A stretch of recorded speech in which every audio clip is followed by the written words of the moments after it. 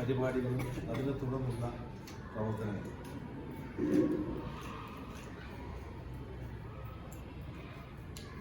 ഞങ്ങളുടെയൊക്കെ ഒരു വിദ്യാഭ്യാസകാരെന്ന് പറയുന്നത്,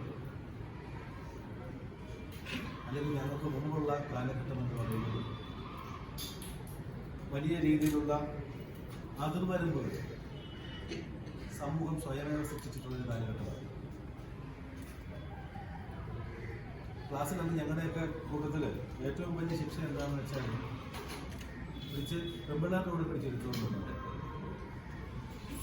ടൈം നമുക്ക് ചിന്തിക്കാൻ പോലും പറ്റില്ല. അതായിരുന്നു ഏറ്റവും വലിയ. ആദ്യമൊക്കെ തല്ലി വിട്ടു, അതൊന്നും വലിയ കാര്യമില്ലാതെ മനസ്സിലാക്കി കഴിയുമ്പോൾ എഴുന്നേൽപ്പിച്ച് നോക്കും, ക്ലാസ്സിന് വെളിയിലെത്തി നോക്കും. അതിനുശേഷം അവരുടെ അവസാന കൈയാണ് പെൺകുട്ടികളുടെ ഓളപ്പെട്ട് നിർത്തുക. കാരണം ഏറ്റവും വലിയ അപമാനം എന്ന് പറയുന്നത് പെൺകുട്ടികളെ മുമ്പിൽ അപമാനിക്കപ്പെടുന്നുണ്ട്. കാരണം അതിനുപോലും ആ കാലം കഴിയും. കാരണം അങ്ങനെയുള്ള ശിക്ഷയുടെ അടിസ്ഥാനം എന്തായിരുന്നു?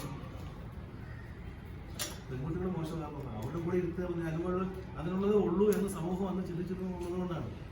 ഒരു ആൺകുട്ടിയെ പെൺകുട്ടികളോട് ഇരുത്തിക്കഴിഞ്ഞാൽ ആൺകുട്ടിക്ക് വലിയ അപമാനം ഉണ്ടാകുന്ന ഒരു സാഹചര്യമില്ല.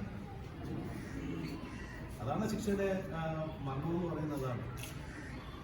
ഈ ആൺകുട്ടിയാണ്, നീ ഉയർന്നവനാണ്, നിന്നെ ഇതാ തരം താഴ്ത്തിയിരിക്കുന്നു, നീ ഇനി മുതൽ നിന്റെ സ്ഥാനം പെൺകുട്ടികളുടെ കൂടെ കഴിയുന്നു.